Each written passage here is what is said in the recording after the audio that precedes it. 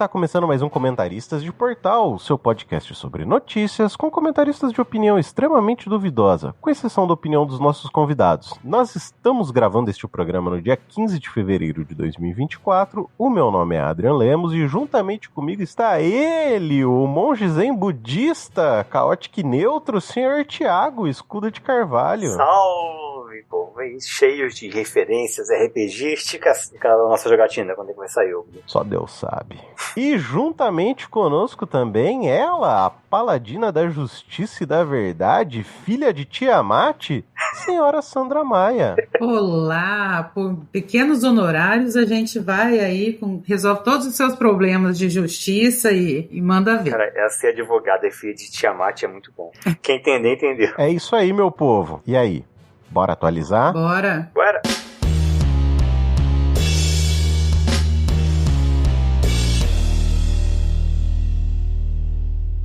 Chegando aqui na nossa sessão de recadinhos, nós ainda temos os nossos 2 formulários que estão aqui na publicação desse post. Então, se você quiser enviar a sua matéria para nós comentarmos aqui, o formulário é o Bora Comentar, mas se você quer gravar um programa inteiro conosco, o formulário é o Quero Comentar. Nós temos também um recado ligado ao senhor Spot Flávio. Em cada episódio nós temos uma caixinha, que é uma seção onde você também pode deixar o seu comentário sobre o programa, ou se quiser deixar um emoji também é muito válido. Isso irá nos ajudar no engajamento do programa. Junto com isso também, se você quiser deixar uma avaliação de 5 estrelas, lá o Spot Flávio irá nos ranquear melhor e mostrar o nosso programa para mais pessoas. Agora, se você quiser informação, você vai encontrá-la no nosso Instagram, principalmente nos stories. Não é, senhor Thiago? Vai. A gente tá deixando a VTZ essa semana. Mas sim, você vai encontrar informações muito pertinentes nos nossos stories. Então sigam o nosso perfil para ficar antenado não só nas matérias que compartilhamos, mas também em diversos vídeos e publicações que tem muita informação relevante. Não tem nada a ver com certos perfis que apenas nos deixam chocados. Sabe por quê? Porque além dos nossos comentaristas, nossos ouvintes também mandam as suas matérias, vídeos, reels, publicações e coisas para nós compartilharmos lá. E todo mundo sabe que os ouvintes do Comentarista de Portal são os melhores ouvintes dessa podosfera. Meu povo, seguindo aqui para as indicações dos comentaristas, senhor Thiago, fiquei sabendo que Vossa Senhoria tem coisa hoje para nos indicar. Isso aí, doutor. Hoje eu vos trago uma indicação linda, maravilhosa, crocante, cheirosa. Pra quem não conhece, conheça. Vai estar linkado, ou procure, ou vá ouvir. O canal Central Pandora no YouTube, apresentado pelos maravilhosos Matheus e Sora. É o melhor conteúdo nerd, informativo, reflexivo que vocês vão ver. Sério, cara? Eu vou inclusive indicar para vocês assistirem o vídeo sobre... Eles fazem análise sobre o filme Filhos da Esperança. Que filme que é esse? É um filme do Cuarón, se não me engano, com a humanidade... A humanidade parou de ter criança. Aí parece uma moça grávida. Caralho! É isso. E o filme eu não vi ainda, mas a análise que o Matheus faz é muito boa. Assim, é impressionante a qualidade dele. Mas e aí, é melhor assistir o filme antes e o vídeo depois, ou assistir o vídeo antes e o filme depois? Isso eu não sei dizer, porque até hoje eu não vi o filme. Justo. Eu sei qual é a história e sei qual é o final. Então não faz diferença, mas a reflexão dele já é boa por si só. E veja os outros vídeos que ele solta também. Também fala muito sobre Godzilla, Tokusatsu, coisa assim que a gente gosta. Ok, é isso aí. E aí, meu povo, bora comentar? Bora. Chegando aqui no nosso quadro principal, senhor Thiago de Carvalho, traga-nos a sua primeira matéria. Eita, nós, vamos lá.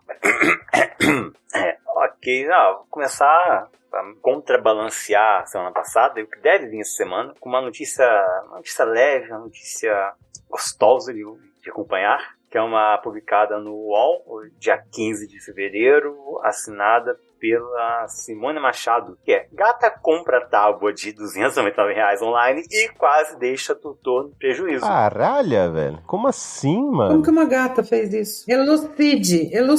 Essa é a parte legal. A parte legal, né? Legal. O prejuízo do cara é legal pra gente. Vamos lá. Ele tinha um Gary desse que fica junto com a Alexa, touchscreen. Você via pra fazer um monte de tarefa ligado na Amazon. E a gata sentava grudada com o trem. Aí acho que ela deu uma patada e fez a compra e finalizou. Aí comprou uma tábua de churrasco de R$300. Ele percebeu lá a notificação, foi ver, quem comprou isso? Foi você, esposa? Foi você, filho? Foi você, família? Ninguém tinha comprado. Aí foi ver imagens da câmera, tava a gata falangando o rabinho e comprando o negócio. Mano, não acredito. Ele tentou fazer o cancelamento, só que já tava pra ser entregue. Eu acho que sorte dele, comprar pela internet em dia de devolução independente de qualquer coisa. 7 dias. Eu não sei. Isso aconteceu aqui no Brasil ou nos Estados Unidos? Aqui? Aqui no Brasil? Aqui, o cara chama Matheus e é empresário do Paraná. Paraná não, peraí. Não, é Sergipe, desculpa. Cidade de Propriá, Sergipe. Então, mas assim, eu entro numa dualidade aí, cara, porque o cara é empresário, deve ter um pouquinho de condição pra ter uma Alexa com touchscreen. Aí eu entro numa dualidade, assim, de que se eu mando o cara, se eu me alegro com que ele se fudeu, ou se eu fico chateado, entendeu? Eu fico nessa dualidade. Aqui, o gato clicou num banner de propaganda no Echo Show dele. Sei lá o que foi isso. Nossa, cara, tecnologia é algo maravilhoso, né? Você para pra pensar, é algo que pode facilitar a sua vida ou te foder muito. Normalmente fode. Normalmente te fode muito. A gente tem aí Exterminador do Futuro, gente. A gente sabe pra onde tá caminhando. Não, a gente já teve robô matando humano. Quer dizer, machucando humano. Então, assim, pra daí ter a revolução das máquinas, é só um código meio errado ali. Você quer coisa mais ruim do que uma impressora? Você não pode mostrar pra impressora que você tá com medo. Não existe. É a prova de que nada disso é de Deus. Tem um parafuso, já não é de Deus. Cara, olha, eu vou falar pra você. Essa matéria me deixou preocupado. Vocês sabem que, assim, na verdade, eu não tenho Alexa e tenho muito medo de ter uma Alexa, né? Por quê? Porque você sabe que você colocar uma Alexa dentro da sua casa, você tá colocando um microfone da Amazon dentro da sua casa. Não, mas você acha que não tem? O que a gente comentou semana passada que eu ia falar com você? O Thiago me mandou os notebooks. Tá aparecendo propaganda no meu Facebook daqueles notebooks que você me mandou no coisa direto. Sim. Mas isso tem a ver com os cookies, né? Os cookies que o seu computador ele acaba guardando. Não, o Thiago me mandou no Telegram. O Thiago me mandou no Telegram. Aí você abriu o link. Eu abri o link e tudo. E aí ele vai... No celular. Então, mas o que eu tô dizendo é o seguinte, nada mais na vida da gente. A gente fala, você entendeu? Numa conversa e aí começa a aparecer propaganda pra você. Peraí, vou testar um negócio aqui, ó. Ok, Google. Mas aí você falou a palavra-chave pra ele começar a escutar. Entendeu? Inclusive ele não abriu, acho que tá configurado. O problema é o seguinte, o problema que eu fico pensando é até onde que isso é bom. Porque por mais que a gente tenha celular, tudo, já existiu a onda do Kumbuka Gate, não sei se vocês conhecem a onda do Kumbuka Gate. Não. Kumbuka Gate. A onda do Kumbuka Gate nasceu dentro do Braincast, do B9, né? Não, peraí. É pra soar cacofônico mesmo o nome? Eu tava pensando nisso, Thiago. Você leu minha mente. É K-Gate, né? Kumbuka Gate. Deixa eu terminar de explicar que aí vocês vão entender. O que acontece? Eles trouxeram em um programa, sei lá quando foi, dizendo que após uma reunião de amigos, um deles falou que tava procurando Kumbuka e aí começou a aparecer no celular de todo mundo propaganda de Kumbuka. E aí surgiu-se essa teoria, essa conversa, de que você falar coisas perto do celular, ele está sempre te ouvindo e por isso ele começa a te mostrar certos tipos de propaganda, né? E aí surgiu esse negócio do Kumbuka Gate. E é até por isso que eu falei da Alexa. Eu não sei até que ponto eu confio numa Alexa, entendeu? Porque assim, pra ser bem sincero, sabe aquilo que a gente fala, não confia em bilionários? Você colocar uma Alexa dentro da sua casa é você colocar um microfone aberto pra um bilionário te escutar. Tipo isso que tá na sua cara agora, hein? Você tem que confiar muito que ele não tá te ouvindo, entendeu? Tudo bem que a gente faz um pouco pior, a gente grava um programa, publica na internet, pro mundo inteiro ouvir, entendeu? Mas, esse sentimento não é muito equivalente, mas tá dentro do contexto, eu tenho em relação a câmeras públicas. Câmeras de segurança, né? Isso. Eu acho ótimo. a câmera no metrô e tal, reconhecimento facial, esse e aquilo, tal. Eu acho ótimo, porque você, se acontecer, reprime um pouco a criminalidade, não muito, mas reprime, e caso aconteça, você tem uma ferramenta a mais para se descobrir e, enfim, se processar ali o culpado, que seja, ou para saber o que aconteceu e tudo mais. Mas tem a questão do reconhecimento facial, e tem toda essa questão que, inclusive, quem fala muito é o Marco Gomes, né? Uhum. Pode ser. Ele que fala muito sobre a tecnologia, sobre esse tipo de questão, que não é uma questão muito simples, assim. Então eu sempre fico na dúvida, assim, mas eu acho que conforme a vida vai evoluindo, uma hora ou outra a gente tem que fazer uma opção, segurança ou privacidade. Puta, mas será que tem que ser essa dualidade mesmo? Será que a gente tem que ter essa dualidade de ou um ou o outro? É que se a sua vida for muito privada, ela não fica exposta, no entanto, dependendo de como seja, ela fica em risco. Não preocupa não. Isso não é uma dualidade, não é uma escolha, não.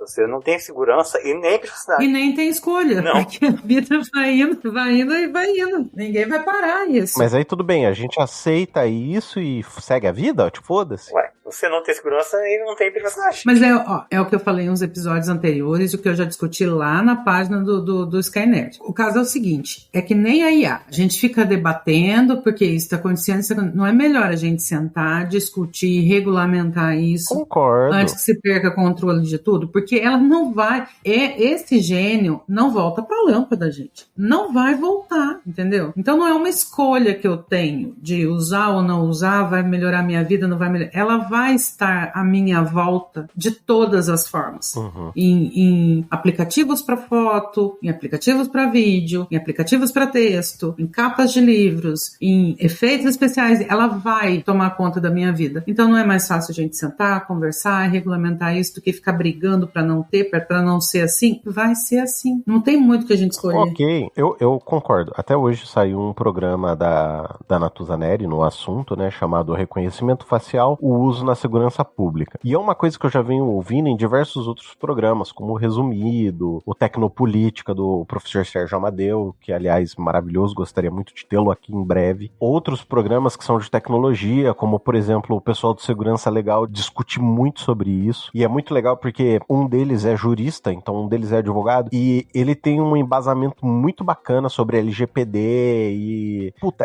é muito bom o que eles pensam, o que eles falam, como eles refletem. Até acho que seria interessante se eles gravassem com a gente discutindo um pouco sobre isso. Mas a gente não pode deixar de pensar que sempre vai ter viés, e o viés racista é muito forte, principalmente em código, sabe? Os bancos de dados acabam se tornando racistas. E isso é foda, saca? E aí eu também me pergunto o seguinte, como que a gente cria, como que nós passemos a utilizar um banco de dados menos racista, sabe? Menos racista, menos classista, como que a gente faz isso? Não consegue. Programadores... Mas e a questão do racismo estrutural, saca? Exatamente. Vamos supor que você hoje fosse pegar a ficha de todos os encarcerados no Brasil para alimentar um banco de dados de inteligência artificial. A maior parte das pessoas que estão lá são negros e pobres. Refletem de fato a criminalidade na sociedade? Não muito, mas que a gente sabe de toda a questão, enfim, né? Alexandre deu um show lá falando das estatísticas de prisões por tráfico naquela vez que estavam julgando lá no STF. Sim. Deu um show naquilo. Então, mas se você pegar aquilo, é real, é um fato. Aquelas fichas são correspondentes ao que está acontecendo no país hoje. E aí você pega aquilo e coloca numa IA, a IA vai ter esse viés racista que a sociedade teve quando prendeu essas pessoas. Você não consegue dissociar uma coisa da outra. Sim. Sim, e isso que é complicado, porque assim, eu vejo que a gente tá caminhando sempre pra frente, sempre criando coisas novas, mas sabe o que é foda? As discussões que têm sido feitas, principalmente quando a gente fala de parlamento, que é quem regulamenta, quem cria as leis, é uma discussão não só enviesada no ponto de vista, principalmente do homem branco, porque a maior parte dos parlamentares são homens, são brancos, entendeu? Mas não só isso, essa galera grita tão alto e tão uníssono, sabe? Tipo, a mesma coisa. Deus, pátria, família. Deus, pátria e família. Deus, pátria e família. Tipo, eles estão sempre... E a gente, às vezes, tá tão querendo discutir pra fazer a divergência que esses fela da puta, depois eu bipo isso... Acho que filha da puta é uma coisa natural. Eles conseguem fuder o meu... o seu, o nosso cu ao mesmo tempo, entendeu? E isso que é foda. Porque, por exemplo, eu não sei se vocês acompanham a Voz do Brasil. Não. Muito raro. Sempre tem uma parte da Voz do Brasil que é dedicada à Câmara dos Deputados. E eu vou ser bem sincero, os últimos dias têm me irritado muito porque são sempre os malditos mesmos nomes da galera de direita, sabe? E sempre falando as mesmas merdas que vem se falando, tentando construir a mesma narrativa. E, cara, isso tem me incomodado. E aí, o que eu tenho tentado refletir, eu não encontro uma saída. Eu sei que para tudo na vida existe uma saída, mas nesse ponto eu não encontro uma saída, que é como a gente consegue tentar resolver uma coisa de cada vez falando a mesma coisa, sabe? Porque nós todos temos opiniões próprias, nós temos realidades próprias, nós somos diferentes, então cada um vai ter uma visão diferente. Mas como que a gente se junta pra tentar falar uma mesma voz, pra tentar competir com esses filha da puta que estão só falando a mesma coisa, sabe? Como que a gente combate esses papagaios de pirata? Eu não sei. Lá vem ele.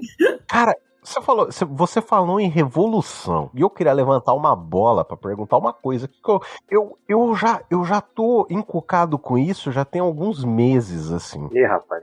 Revolução. Pedir a revolução não estaria próximo de pedir a abolição da democracia? Sim, óbvio. Claro que sim. Então, pedir a revolução, o que nos torna diferente de quem tava pedindo o fim da democracia no 8 de janeiro? Depende do pra que você... Depende, assim, eu não sou comunista e não quero a revolução. É tanto que eu falei que mal e porcamente a diferença entre um comunista e um social-democrata é que o social-democrata quer tudo que o comunista quer sem revolução. Que a mudança seja política. Mas depende do pra quê. O que você vai colocar no lugar do que você tem? Porque a revolução, ela não é exatamente para você colocar um ditador lá. Você pode fazer uma comuna gigantesca no Brasil todo, entendeu? Você falou, você quer o fim da democracia?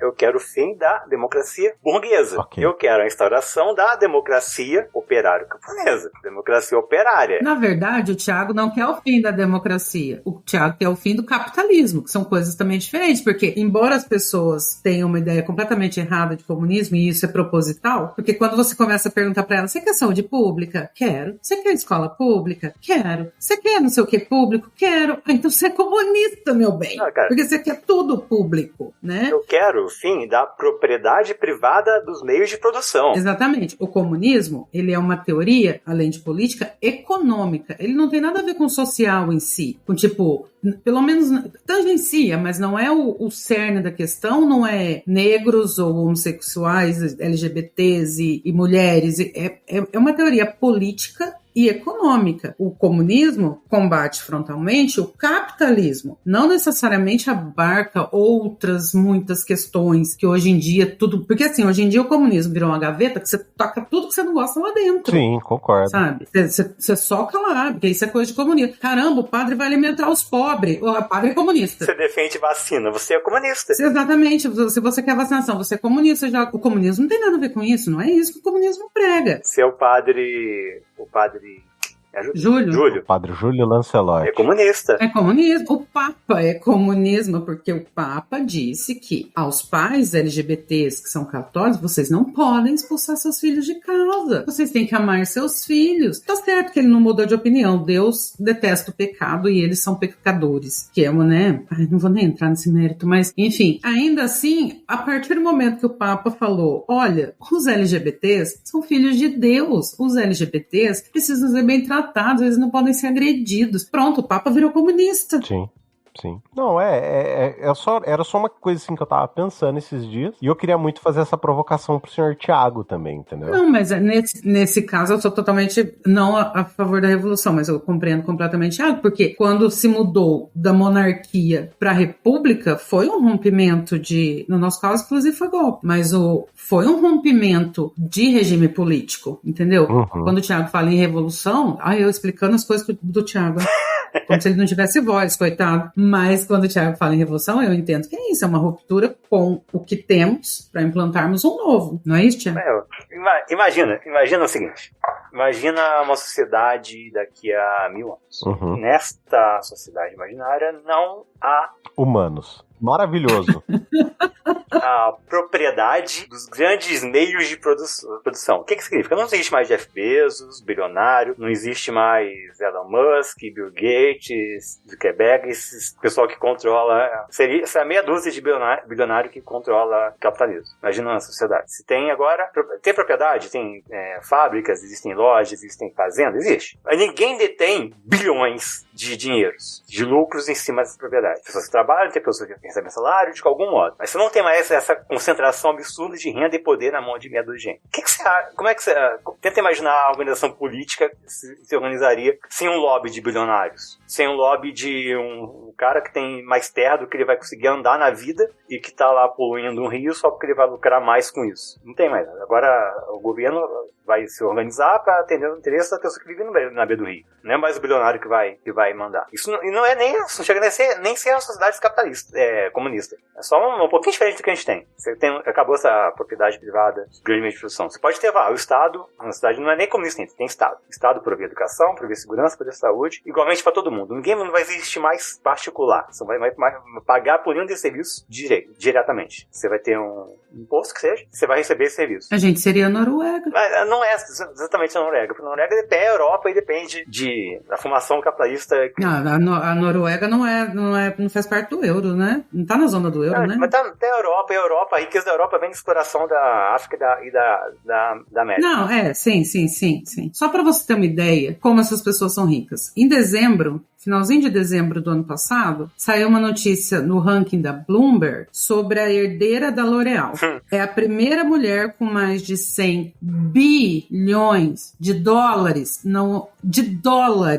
bilhões de dólares é a fortuna dela. E aí, eu postei isso porque eu fiquei porque as pessoas não têm noção do que quando a gente fala de bilionários. Uhum. Gente, se ela gastar $1 bilhão por ano, ela pode viver 100 anos gastando, e ela não precisa ganhar mais nenhum dólar por esses 100 anos, pela vida toda dela. Sim. Ela tem 100 bilhões de dólares. Então, assim, por que uma pessoa tem 100 bilhões de dólares? Me diga. É muito dinheiro. É dinheiro para vidas. Muitas e muitas e muitas vidas. Como é que o João Carvalho fala? É a exploração... Não vou lembrar a citação do João. Coloca o áudio do João Carvalho aí. O capitalismo falhou, falha e falhará em cada uma das sociedades aonde ele colocar os seus tentáculos que se baseiam na expropriação e na exploração do homem pelo homem. É isso que nós combatemos. É essa democracia popular que a gente quer. A gente quer se ver livre disso. Eu tenho uma dúvida, assim, completamente sincera. Nesse quesito que você está propondo de sociedade, as pessoas ainda teriam alguma questão de nível de desigualdade? Se manteria diferenças entre elas? Como que seria determinado? Porque, sei lá, tipo, é um tanto quanto utópico para mim tentar pensar nisso. É diferente, principalmente a questão do quesito trabalho. Essa dúvida que eu sempre tive também. A gente teria trabalho, não teria trabalho? Como seria dividido? Seria obrigação? Sabe? Não, assim, há trabalhos que requerem tanto mais expertise quanto geram maior responsabilidade da pessoa que está exercendo ele. Eu tenho quase certeza que eu já respondi isso aqui pro Dalton um dia desse. Então responde pra mim, porque eu sou burra. Cara, qual que é a questão fundamental? Os seres humanos são diferentes entre si. Aí deve-se dar a cada um segundo a sua capacidade de acordo com a sua necessidade. O problema não é ter um médico que ganha 10 mil, 20 mil. O problema é ter lá o cara no subemprego, semi-escravizado, que ganha 100 reais por mês. O problema é a brutal desigualdade. Mas ainda assim, então, numa sociedade assim, ainda haveria, mesmo que menor, mas ainda haveria uma hierarquia de remunerações. Não é necessariamente uma hierarquia de dinheiro. Você garante o mínimo de subsistência para cada ser humano. Ninguém vai passar fome, ninguém vai precisar se submeter a essa condição de semi-escravidão. Quando a gente fala, o que a gente mais vê? Falar, ninguém mais quer trabalhar. Antigamente você ia na feira, pegava 50 para carpir um lote lá, pagava uma coca e um pastel, a pessoa ficava agradecida. O que é isso? Você querer explorar ao extremo a mão de obra e a mais-valia do indivíduo. É porque a gente nasceu nesse regime, a cabeça da gente, você notou? Eu tava notando agora enquanto você tava explicando. A cabeça da gente não consegue funcionar de outra forma. Porque eu tava pensando aqui, apesar do médico ser médico, e vamos colocar um gari, o serviço do gari e o serviço do médico. O serviço do gari é tão importante quanto o do médico, porque se o gari não trabalhar... Eu diria até mais. Exatamente, porque se o gari não trabalhar, o médico vai entupir de gente lá. Exatamente. Porque quem não deixa a gente ficar doente é o trabalho do gari, entendeu? Então, assim, mas a cabeça da gente é feita pra pensar que são serviços diferentes, quando não são. Sim. Se você parar pra pensar bem. E outra coisa, eu tô tomando por mim, porque eu tô acabando de pensar nisso. A gente não consegue entender é incompreensível uma vida igualitária. Sim. A gente sempre acha que a gente tá perdendo. Sim. Mas precisa ser igualitário. Não é sobre ser igualitário. É sobre ser digno. Não, mas pelo menos ser equivalente. É ser equivalente e digno, eu entendi. Mas ó, pra você ver como é que a gente tá condicionado a pensar que a gente deve levar vantagem, que a gente é mais importante. Que isso é uma cabeça capitalista, que a gente precisa ter. A ideia, já dizia o velho Marx, se não me engano, a ideia dominante de uma era é a ideia da classe dominante. Uhum. E eu já falei isso várias vezes, inclusive. Sim, Por que a gente não consegue pensar um mundo diferente? Que é o que a gente está inserido. Eu vou imaginar algo que eu não conheço, que eu não sei. Até o Neil deGrasse Tyson falou isso em alguma situação. O que você não sabe? Ele fala, eu não sei o que eu não sei. Eu não consigo imaginar o que eu não sei. Eu sei o que eu sei. Eu sei o que a história me diz. Eu sei que existiam formas de organização do trabalho e da propriedade diferentes. Muda-se a organização do trabalho e da propriedade, passa daí a mudar o mundo das ideias e da percepção. Abole-se a propriedade privada, abole-se os bilionários, faça a revolução. Plantamos um regime socialista. Tem um Estado que vai garantir o Estado da União Soviética, por exemplo. O Cuba, se a gente quiser. Educação, saúde e segurança funciona. A liberdade. Que liberdade? Que mais que você tem? Fala. A gente tem liberdade. O que é a liberdade? De poder vender sua força de trabalho em troca de miserável? Ou nem isso, às vezes? Está engrossando o exército industrial de reserva? Não, e você não tem liberdade, porque se eu quiser hoje, que nem o Elmo me chamou, quando você vem pra Salvador, se eu quiser ir hoje pra Salvador, eu não posso, entendeu? Eu não tenho dinheiro, então que liberdade eu tenho? Exatamente. Nenhuma. Eu não tô presa numa cadeia. Nenhuma.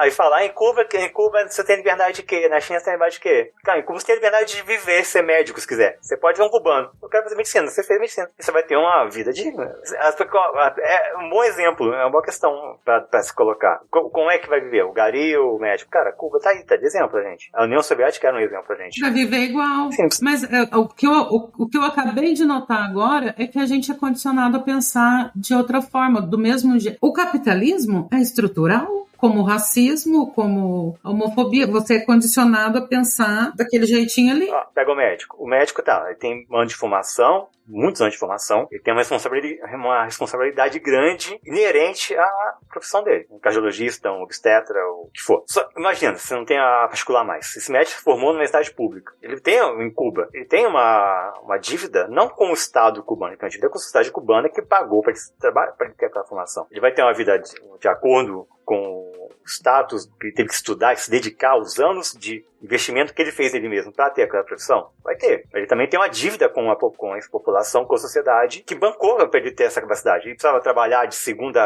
8 às 16, para depois de noite ir fazer a faculdade de medicina. Você tem que teve tempo para fazer medicina integral? como você exige. Por quê? Porque a sociedade permitiu, né? Uma bolsa, o que for. Então, retorno para a sociedade. O que faz? Porque você, do jeito que você está falando, é por isso que eu estou falando para você, que a gente está com essa mentalidade capitalista, e que agora que eu me dei conta que eu tenho uma mentalidade capitalista. Porque a partir do momento que você vira a chave e que você pensa, eu vou virar médico não para ganhar dinheiro, que nem é aqui no Brasil, mas eu vou virar médico para extirpar doenças, para cuidar das pessoas, para fazer... Quando você pensa em virar um médico em prol da sua gente, realmente não importa muito se você ganha muito ou mais ou menos do que a doméstica ou o engenheiro ou o padre ou sei lá o quê. Não importa muito, porque não é para isso que você tá vivendo. Então, pega o engenheiro, o Roger, acho que ele fez na engenharia na Federal, não foi?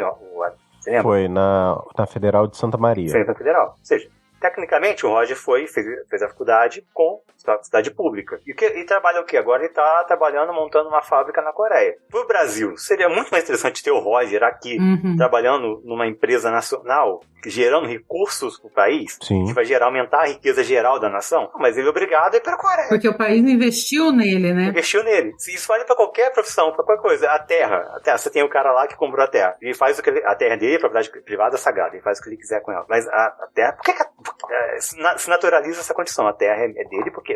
Por quê? A princípio, essa terra não era de ninguém, ou vivia um povo indígena aqui há alguns anos atrás. Ou não tanto tempo atrás, inclusive, dependendo da terra que já foi. E foi ocupada ilegalmente pela força e pela violência. E o fruto do uso dessa terra vai ser explorado por meia dúzia de gente bilionária que tem dinheiro para pagar jagunço, para bancar a manutenção daquela propriedade. A terra que ele está desmatando, está queimando, está fazendo pasto, podia estar sendo usado o benefício do país, controlado. Você tem ali uma planta que poderia ter um fármaco super valioso, poderia curar alguma doença. Foi destruída, porque em virtude de garantir um lucro imediato para uma pessoa. Ou envenenamento de populações inteiras em área de garimpo com mercúrio, ou em área de plantação com agrotóxico, que gera um dano coletivo para garantir um lucro particular de meia dúzia. É o caso da Vale. Então, mas aí você tá falando... Mas, por exemplo, você tá falando em enriquecimento para a nação, como nação. Mas ainda assim a nação vai estar inserida em um meio capitalista mundial, vamos dizer assim. Sim, isso eu não estou considerando nem revolução ainda. Isso é uma ideia nacionalista, basicamente. Pensando nem em revolução. E o exemplo que você deu é preciso. Por exemplo, Cuba está inserida dentro de um país comunista, só que um país socialista é inserido dentro de um mercado maior que se organiza no modo capitalista. Era a União Soviética assim, é a China assim. Então, assim, eu vou te dizer por que às vezes eu me sinto não compelido a tipo, defender Cuba com unhas e dentes, ou o regime cubano. Porque, de vez em quando ainda eu vejo cubanos, pessoas que são de Cuba, falarem que sente falta de coisas dentro de Cuba, tipo, papel higiênico, sabe? Coisas nesse sentido. E o que provoca essa falta lá? Mas aí não é a culpa de Cuba, aí é culpa de embargo. É o boicote, embargo. Eu não sei, porque... E aí, assim, eu só posso especular por coisas que eu vejo, porque eu não convivo naquele sistema. Eu posso falar, por exemplo, sobre como é o brasileiro no trânsito, principalmente no estado de São Paulo. Isso eu posso falar, porque é a minha vivência diária. Mas com relação ao cubano, alguns deles falam que não é bem assim, que é coisa do governo, que o governo não permite que eles tenham acesso, essas coisas assim. Isso eu vi pessoas falando, entendeu? Então, tipo assim, mas até que ponto a gente... Porque você mesmo tá falando, é bom porque tem saúde, tem educação, segurança, mas também falta o básico pra se viver. Tipo, um papel higiênico, pra você limpar o cu, entendeu? Não falta o básico. Tipo, como que você não vai limpar o cu? Como que você vai fazer isso? Você lava! Lava o cu, planta milho em casa. Qual que é o problema em Cuba? O que gera um problema em Cuba? O embargo econômico? 60 anos de embargo já? São mais? Não sei. Acho que é por aí. Não, e Cuba, quando lançou Pantera Negra... Quando lançou o Pantera Negra, como é que é o nome da cidade, do país deles? Wakanda. Eu vi muitos comentários falando que Wakanda jamais país poderia ser tão tecnologicamente avançado sem o intercâmbio entre países, entre a troca de tecnologias e tudo mais. E é o caso de Cuba. Cuba não vai avançar absurdamente, assim, ela vai estar sempre atrasada porque ela não consegue ter essa troca de tecnologia, de infraestrutura, de coisas assim. Nem tudo se consegue se autoprover, entendeu? Então, sim, realmente, Cuba vai faltar muita coisa em Cuba, vai ter muito problema em Cuba nesse sentido de tecnologia de carro, tecnologia de computadores ou celulares, ou esse tipo de tecnologia provavelmente vai faltar, porque eles não têm capacidade, porque não tem mas eles não têm porque eles não querem, ou eles não têm por causa dos embargos, que nem o Thiago diz, já tá aí batendo nos 60 anos. Entendi. O que você falou agora há pouco. A gente vai lembrar lá da Revolução Russa.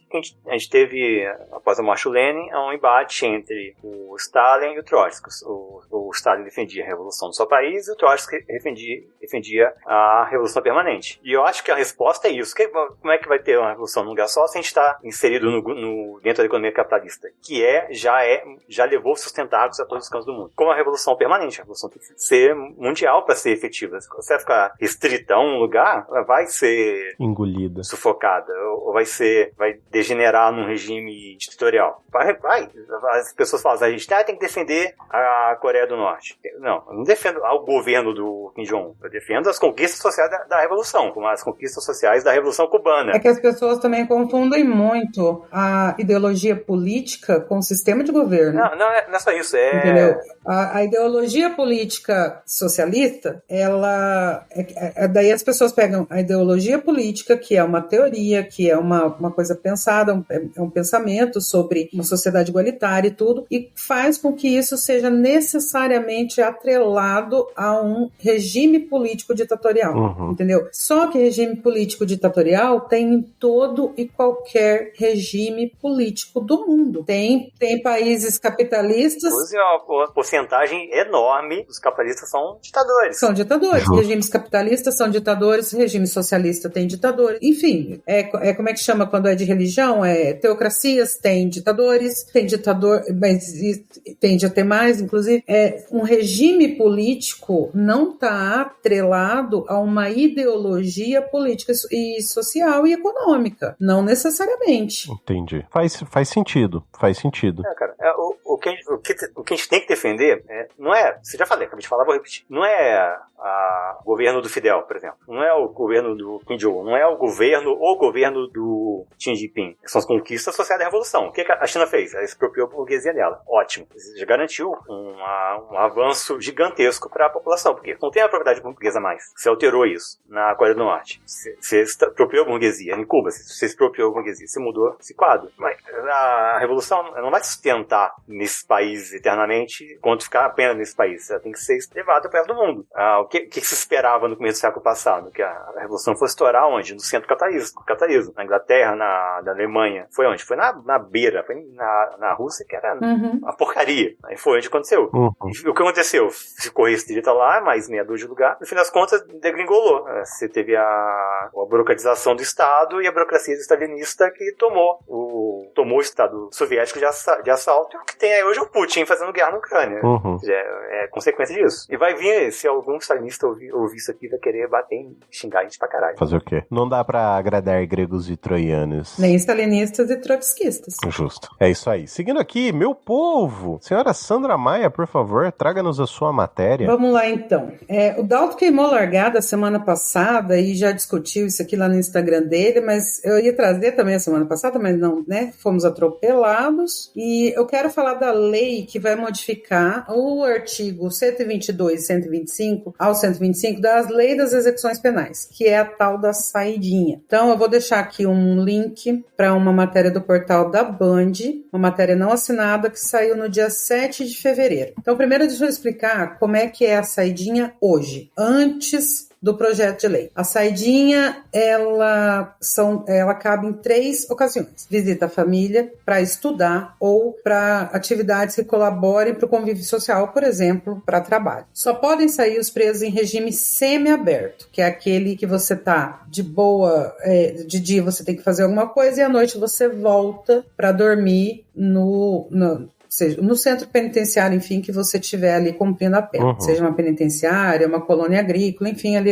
onde é que você está cumprindo sua pena. Só pode ter direito quem cumpriu 1/6 da pena se primário e 1/4 se reincidente, e que tenha bom comportamento atestado pelo administrador do presídio. Condenados por crimes hediondos não podem receber o benefício da saidinha. E isso é muito importante que fique bem claro.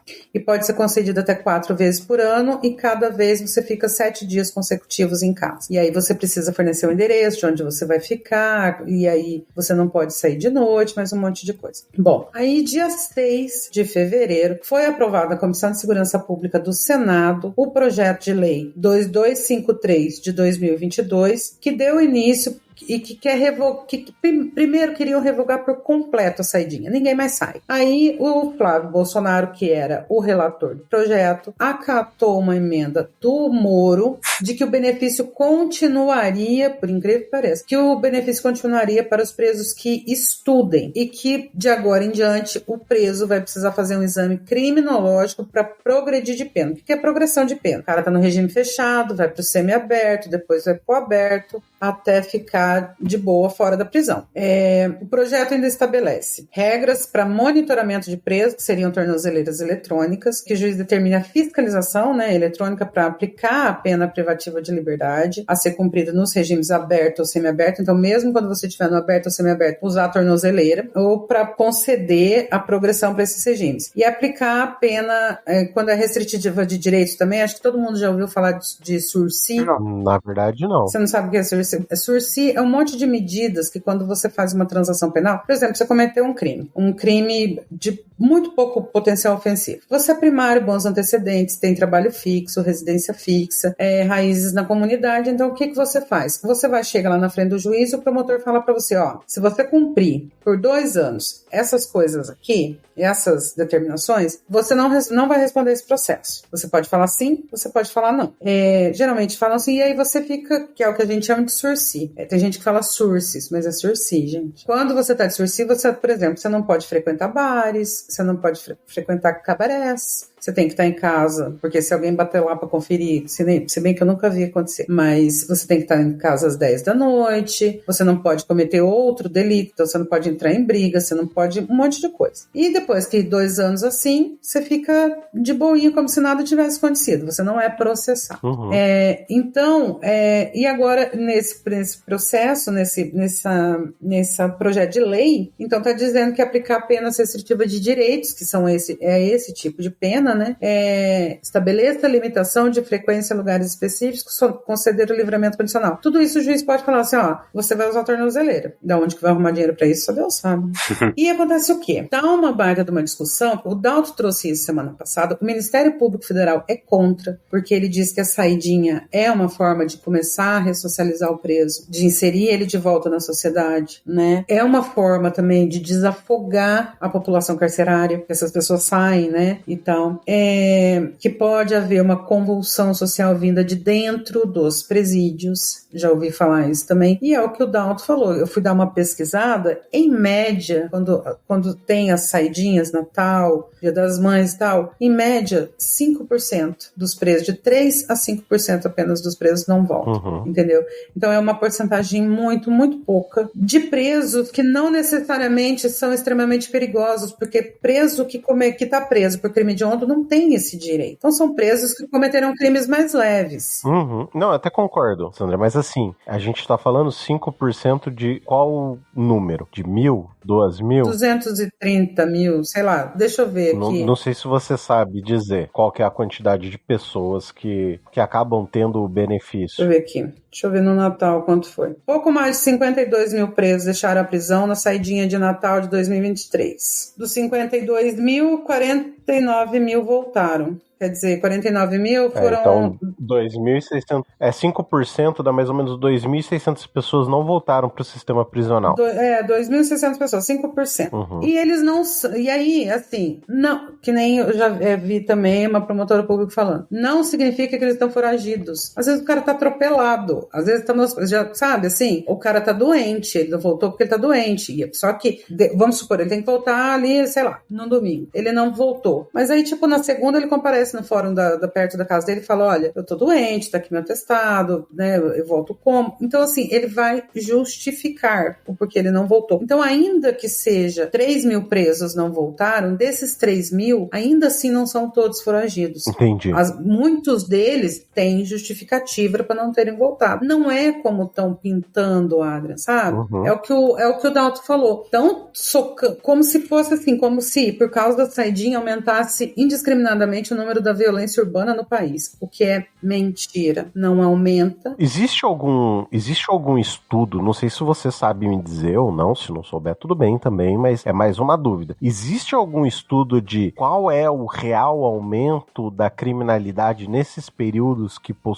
os presos têm a saidinha? Porque pelo que você tá me contando, pelo que você tá falando e que eu tô entendendo, é que esses períodos de saidinha, eles são meio que fixos, certo? Geralmente são em feriados prolongados. Eles acontecem de tempos em tempos e isso acontece pra todos. Tipo, não é, nesse aqui sai um pouquinho, naquele ali sai outro pouquinho. Não é assim, tipo, pelo que eu tô entendendo, é uma coisa meio que nacional, né? Uhum. Então, assim, se for parar pra pensar nesse caso, se existe algum estudo real existe um aumento da criminalidade desses presos? Ou será que existe um aumento, inclusive um aumento, aí pensando pro outro lado, existe um aumento de violência policial para com as pessoas, e aí não necessariamente com esse público que deixou a carceragem, entendeu? Mas digo com a população de uma maneira geral. Não sei se isso existe algum estudo. Eu achei aqui um estudo da Vara de Execuções Penais.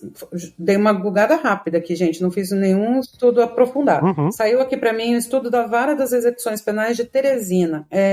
De quando é esse estudo? De 2017. 2017, eu vi isso também aqui. Foi esse que você mandou no grupo? Foi. Ó, aqui tá falando o seguinte, ó, mas uma hora a gente pode trazer em outro episódio alguns dados mais bem fundamentados. Mas aqui tá dizendo o seguinte, os dados revelaram que a média de crimes registrados durante a saída temporária e no restante do mês se mantém. Okay. O número médio de delitos por dia na semana de saída temporária foi de 51%. No restante do mês foi de 49%. Uhum. Constatamos que não corresponde à realidade o aumento da criminalidade em época de saída temporária. Mas assim, foi o primeiro que eu googlei aqui. Mas a gente pode procurar mais recentes e maiores. Então, mas eu acho que assim, a gente pode pensar no seguinte caso. Nesses momentos que tem a saidinha, nós temos, querendo ou não, um aumento de visibilidade jornalística, bem entre aspas aqui, né? Principalmente dessas empresas jornalísticas, desses ditos bispos, ditadores da moral e da ordem, que eles, na verdade, estão só interessados em grana, dinheiro e coisas do gênero. Então, é que você falou em relação à mídia. A Suzane von Richthofen, a revolta que causa em todas as pessoas o crime que ela cometeu, isso à parte, não existe. Olha, você pode procurar. Não existe um só ano que a mídia não tenha falado Suzane von Richthofen sai pra saidinha no Dia dos Pais. Suzane von Richthofen sai pra saidinha no Dia das Mães. É que é a ironia do negócio, né? Parece que quer... Assim, não é uma questão... É óbvio que ela não tem pai e mãe pra visitar. No entanto, a maioria das pessoas que estão lá não mataram seus pais e suas mães. Então, elas vão ver os seus pais e suas mães. E os pais dos seus filhos e as mães dos seus filhos. Você entendeu? Então, é uma vontade de gerar uma revolta na população por nada. Assim, sem nenhum motivo em si. O que você quer? Que a Suzane não saia? Que ela seja um preso especial? Que ela especificamente não tenha direitos que todos os outros presos têm? Ou então você vai tirar de todos os outros presos um benefício, porque é injusto que ela tenha. Não Não faz sentido. Por que a mídia faz esse tipo de questão? Sim, mas assim, é que a ironia do fato, ela é revoltante por si só, entendeu? Eu acho revoltante. Sim, mas as pessoas precisam começar a entender, Adrian, que revolta social não... Gente, as pessoas precisam começar a entender o seguinte: moralidade, legalidade e justiça são conceitos diferentes e eles não andam de mãos dadas a todo minuto. Não andam. Nem sempre o que é moral é legal. E às vezes o que é imoral é absolutamente legal. Tem nada de crime ali. Eu vim até conferir aqui. O quê? Tem um ano, no nosso episódio número 1, o Roger trouxe uma notícia sobre a Suzane? A pena da Suzane. Sim. E eu acho que...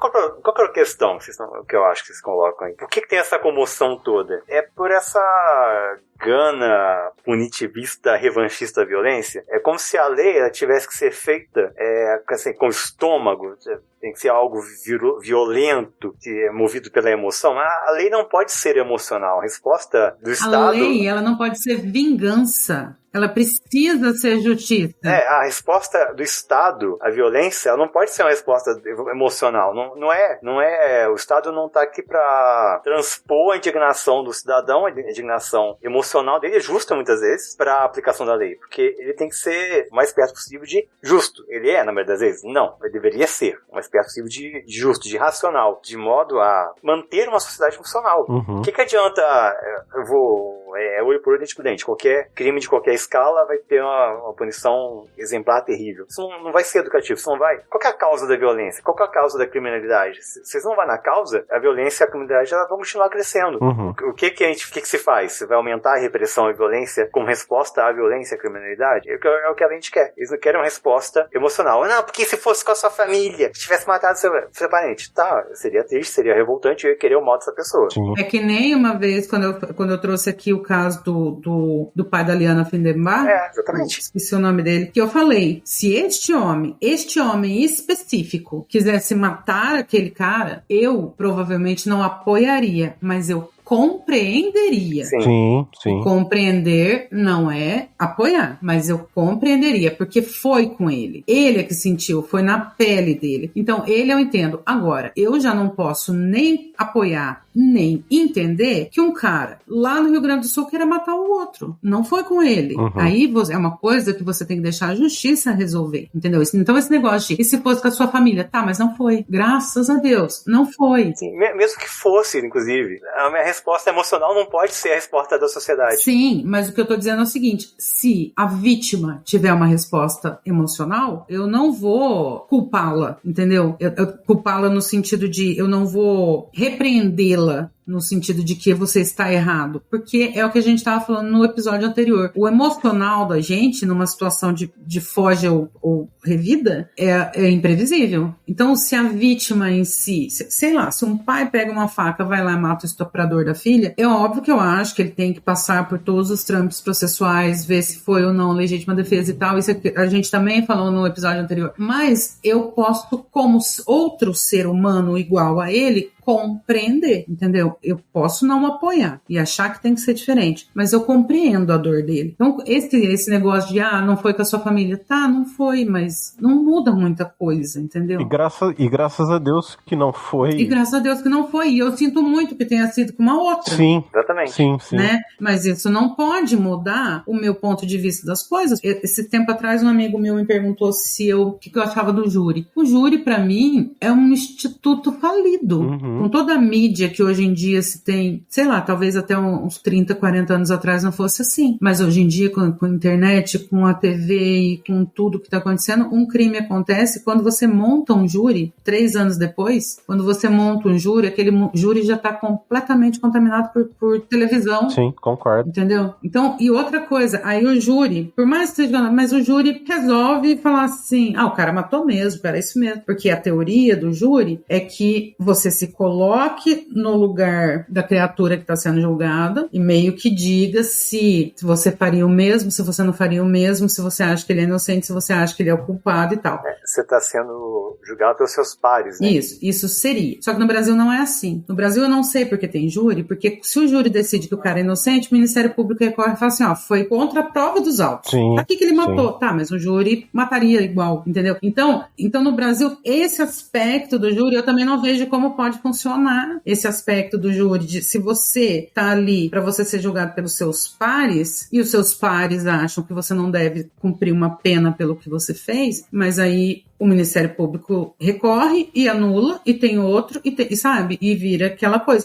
Sim, vide o caso Evandro mesmo, que foi um caso que teve muitos erros, desde a fase de colheita de provas, e, na verdade, eles acharam culpados e viram como que eles poderiam incriminar as pessoas. Incriminar e encarcerar essas pessoas como foi feito. Tanto que, com o trabalho maravilhoso que o Ivan Mizanzuki fez no projeto Humanos dele, ele, inclusive, conseguiu reverter as penas, entendeu? Das pessoas que ainda estavam vivas. Mas e as pessoas que foram presas injustamente? E o cara que morreu preso? Não, agora, uma pergunta que eu faço mais. A indignação que a família fica para com o sistema, e quando eu digo sistema, é todo esse sistema político que a gente tem, porque nós somos regidos por um sistema político, entendeu? Apesar de existirem os 3 poderes, nós somos regidos pelo regime político da coisa. E como que fica a raiva dessas pessoas nesse momento, sabe? Porque eu consigo entender a raiva, o ódio de muita gente, de vários espectros, sabe? Eu consigo entender a tristeza de uma família que perdeu alguém, sabe? Então, assim, como que fica esse monte de sentimento que a pessoa tem por conta de muita coisa errada que tá acontecendo? E aí, não falo coisa errada no sentido moralista da coisa, eu digo coisa errada no sentido de nós temos um conjunto de leis, e aqui eu tô sendo bem abrangente, que regem a sociedade para que ela funcione. Tudo bem que eu entendo, Thiago, desculpa, a gente tá no sistema capitalista, bibibobobó, eu entendo, mas se fosse cumprido o mínimo, sabe? Se as pessoas conseguissem cumprir as coisas, e aí eu vou descer um pouquinho só mais, falar de trânsito. Se o filho da puta desse a porra da seta e o desgraçado de trás segurasse pro cara que deu seta entrar, sabe? O trânsito já seria um pouquinho melhor, já fluiria um pouquinho melhor, sabe? Mas não, tá um querendo ultrapassar o outro, achando que ele é o Fittipaldi, o Ayrton Senna do Brasil, entendeu? Do trânsito. Ele acha que por ele tá naquele escudo de metal, ele é impenetrável e melhor do que o outro que tá no outro escudo de metal, entendeu? É a pessoa que tá na moto e tá andando no corredor a 80, 60, 70, 40 por hora. Mas como que a gente melhora isso? Educação e civilidade. Sim, eu concordo. Educação para a civilidade, não educação moral, educação para a vida civil. Então, mas como você educa se às vezes os pais têm 2 empregos, o pai é ausente, a criança não tem um lugar para ir depois da escola? Não, mas educação, não digo educação escolar ou educação na família, é obrigação da sociedade toda, inclusive do Estado, e não é educação só escolar. Exatamente, mas o que eu estou dizendo é, como você faz isso se na raiz, na base onde a gente vai colocar essa criança, e eu tô dizendo de tudo, de igreja, de família, de escola, de sociedade. Não, mas não é criança que eu tô falando, necessariamente. Sim, mas o que eu tô dizendo é, as nossas bases, onde a gente devia apoiar para um ser humano ser minimamente sociável, elas estão trincadas, entendeu? Elas estão corrompidas ou pela pobreza, ou pela criminalidade, ou pela má-fé. Elas têm seus trincos. Então, não, eu queria dar um exemplo. Todo mundo sabe que tem que usar cinto ao andar de carro, certo? Uhum. É obrigatório, ok? Acho que vocês concordam com isso e concordam comigo nesse ponto, certo? Uhum. Uma pessoa cresce vendo a outra sempre usar o cinto, pedir pra colocar o cinto, dar a educação de colocar o cinto, certo? A pessoa faz todo o processo de tirar carta e vê a questão do cinto. Mas quando ela pega a habilitação na mão, a primeira coisa que o filho da puta faz é não colocar o cinto. Esses dias eu vi um vídeo no Rios, passando na minha timeline, o cara tava com a ponta de um cinto, porque tem carro que apita. Sim. Quando você liga ele apita se você não enganchar o cinto. E ele tava ensinando pra pegar eu já tinha visto isso, porque um amigo meu, uma vez, ele faz isso dentro do carro dele. É uma ponta de um cinto pra você enfiar ali no buraco, e aí ele não apita, porque ele acha que você tá de cinto, mas você não tá de cinto. Exatamente. Agora, me diz, que vantagem Maria tá levando nisso? É a tua vida que você tá pondo em risco. Exato. Por que você poria a sua própria vida em risco? Não, mas aí é que tá. Então, mas é isso que eu tô querendo dizer. A pessoa teve a criação, a pessoa teve o exemplo, mas não faz. Na primeira oportunidade que ela tem que demonstrar e mostrar que ela aprendeu e que ela entende, ela não faz. Mas, cara, o que tem? O que eu acho que tem que fazer? Campanhas massivas de conscientização e educação. E aí que eu tô falando de educação também. A educação você deve usar o cinto, por quê? Porque vai salvar a sua vida. É uma ferramenta de segurança imprescindível. Você acha você especial, for quem deve? Não, você não é especial. E a campanha de conscientização tem que demonstrar isso. Como tem que mostrar o malefício do cigarro, como tem que mostrar o malefício da bebida e por aí afora. Você sabe que quando eu era adolescente na escola, quando a gente tava próximo, assim, de fazer 17, né, pra tirar a carteira de motorista, passava um vídeo na escola pra todo mundo, assim, sabe? No auditório da escola, assim, tela grande. Gente, de acidente de trânsito. Gente, melhor educação que eu já tive, porque você vê gente espedaçada. Eu lembro que tinha um caminhoneiro que tava metade da cara dele pendurado, assim, ó, no vídeo, olha os perigos do trânsito. Mano, aquilo traumatiza um adolescente. É bom quando você tá no carro, a pessoa não quer botar o cinto, você dá uma freadinha só pra levar um susto. Eu sempre falo pros meus amigos que Cristiane F., drogada e prostituída, que eu li aos 13 anos, melhor propaganda antidroga que eu já tive na minha vida, porque eu ficava pensando, meu Deus, que decadência, sabe? A cabeça de 13 anos é essa. Então, mas mas ó, vejam bem o que vocês trouxeram. O Thiago comentou sobre dar a pisadinha no freio ali pra dar aquela assustada, você falou sobre o livro, até onde a gente vai viver na cultura do medo. Não é medo, é educação.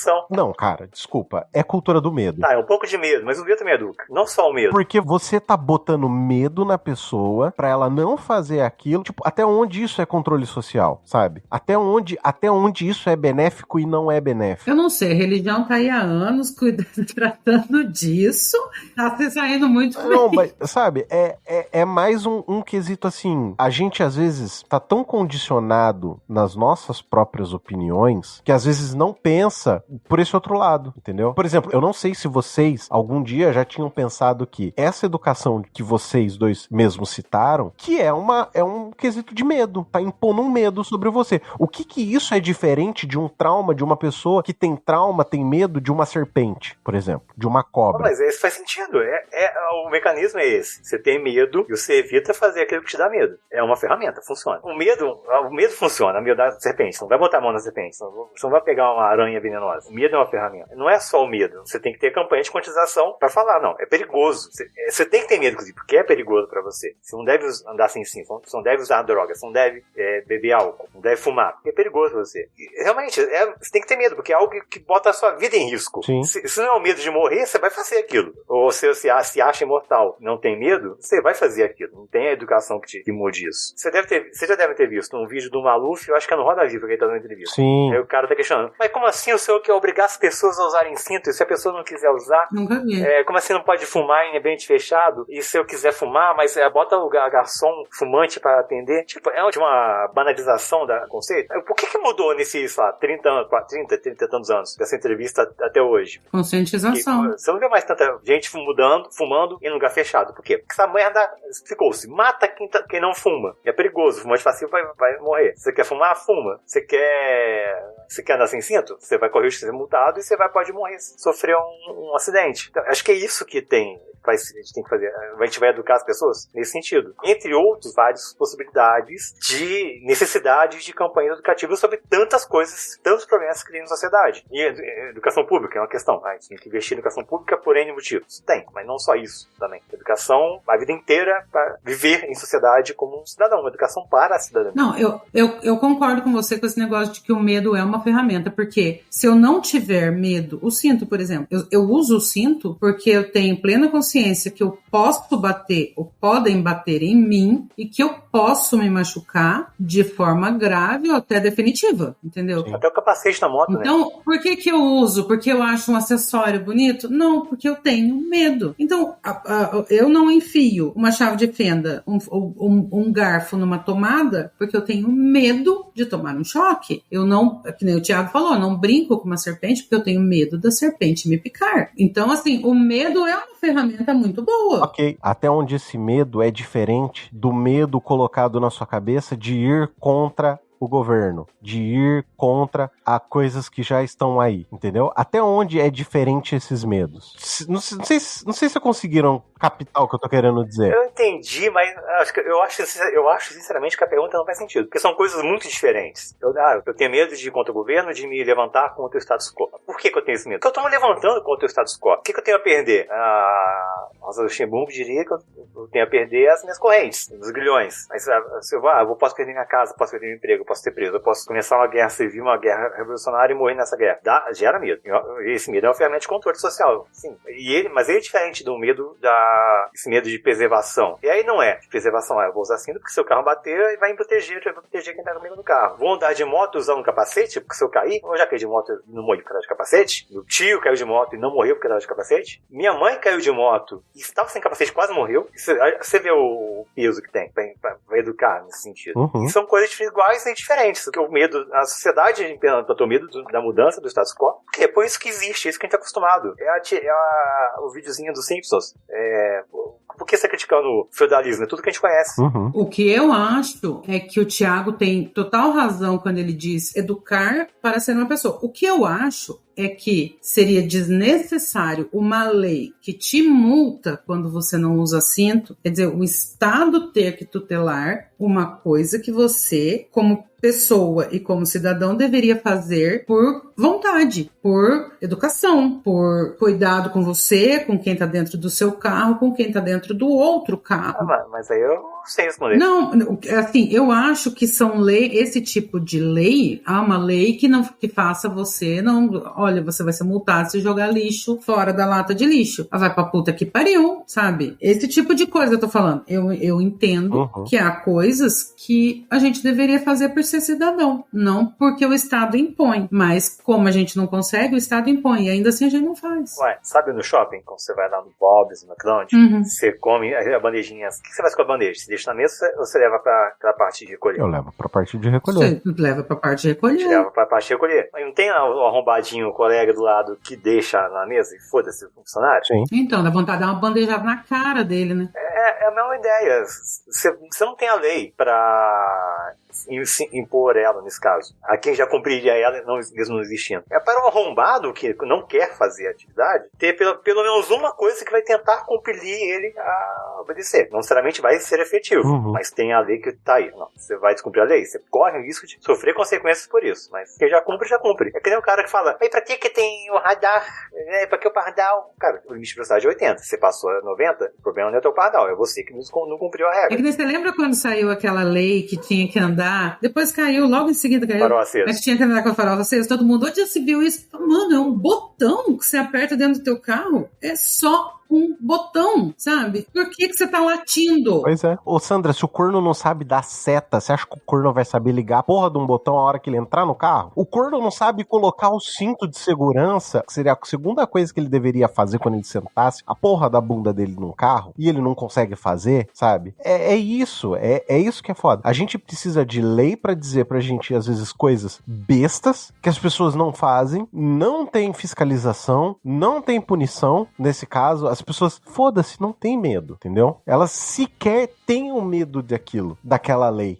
A gente aqui no Brasil tem uma coisa que é muito Brasil, que é lei que pega e lei que não pega. Vai tomar no cu. Isso não deveria nem passar pela cabeça. Lei que pega ou lei que não pega. Lei é lei, porra. Se ela tá existindo, é porque existiu uma necessidade para que ela fosse... Tudo bem que tem certas leis que são absurdas, mas se ela existe, em algum momento teve algum contexto para ela existir, entendeu? É isso aí. Meu povo, seguindo aqui para o final desse programa, nós temos aquele meio de comunicação extremamente arcaico chamado chamado e-mail, que você pode encaminhar para comentaristas.pod@gmail.com. Nós estamos tanto no Instagram quanto no Twitter como @comentapod. E o senhor Thiago, onde as pessoas te encontram? Se encontra com o Juiz de Fora, mandando por aí, indo pra escola, em várias escolas, fazendo greves. E no Twitter, TikTok, Instagram, buscar e Threads e também importante, como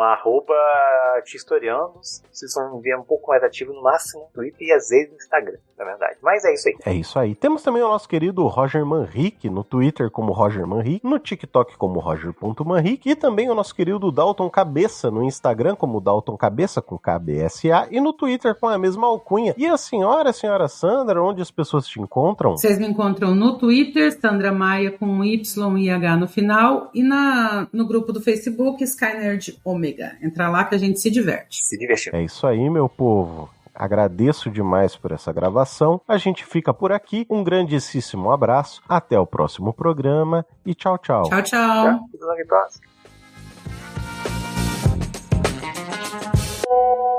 Gravando o Audacity. Ah, peraí, deixa eu ligar o meu aqui. Seria bom se você ligasse. Ficaria bom. Seria muito bom. Ficaria bom se você gravasse também, Sandra. Não seja assim. Aí ela liga, aí dá problema de memória, o computador da tela azul. Cara, apesar de que eu não sei o que acontece com o computador da Sandra, que ele picota. Ele picota o Audacity, simples assim. É uma merda. Por quê? Não faço ideia. Sem memória. Eu aumentei o buffer. Não, deve ser o computador. É o computador. É todo ele, provavelmente. A internet não deve ser, né? Porque eu confesso que eu não sei o que é. Não, porque vai tranquilo, porque a gravação daqui do StreamYard fica boa. Acho difícil ser. A internet não deve ser. Deve ser o computador mesmo. Deve ser. Leva numa assistência técnica, coloca... Para o ano que vem, Thiago. Um pente de memória. Aí eu trocarei. Nesse aí, um pente de memória já vai melhorar. Agora eu preciso investir num microfone. Tudo que você tem vai melhorar. Preciso dessas coisas. Memória é baratinho. Falar nisso, eu preciso finalizar o seu, Thiago. Eu juro que eu vou te mandar até o final desse mês, tá? O quê? O seu microfone. Gente, microfone. eu vou te mandar, eu juro que eu vou te mandar. Se você não tá lembrando, não tá sentindo falta, manda pra mim. Eu vou finalizar ele. Eu preciso fazer um cabo pra você, porque o cabo que veio é muito ruim, cara. Eu preciso fazer o cabo e vou te mandar. Como é que você vai fazer um cabo? Você compra o cabo, põe as pontinhas. Compra o cabo, corta, solda. Achei que você ia manufaturar cobre, plástico. Vou manufaturar um cabo. Não. Eu compro o cabo em si, eu compro pronto. Mas tem que colocar os conectores, entendeu? Aí eu vou manufaturar. Conector até aí, eu faço governo. Que snob. Nada que um estilete e fita isolante não resolve. Eu aqui preocupado em fazer algo extremamente elegante, maravilhoso, cara. Nada que um estilete não resolve. É aquela coisa toda remendada, toda nojenta, asquerosa. E juntamente conosco também ela, a paladina da justiça e da verdade, filha de Tiamat, senhora Sandra Maia. Olá, por pequenos honorários a gente vai aí, resolve todos os seus problemas de justiça e manda ver. Cara, ela ser advogada e filha de Tiamat é muito bom. Quem entender, entendeu. Acho que filha ficou... Na verdade, acho que filha ficou estranha, né? Não, pode ser.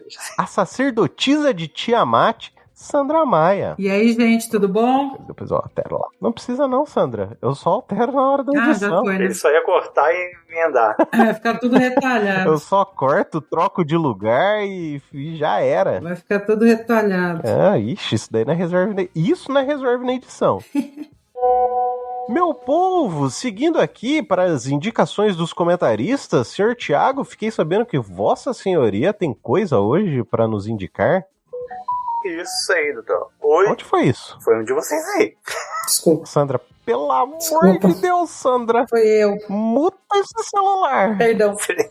Já mutei. É que eu tinha esquecido. Mutei. Obrigado.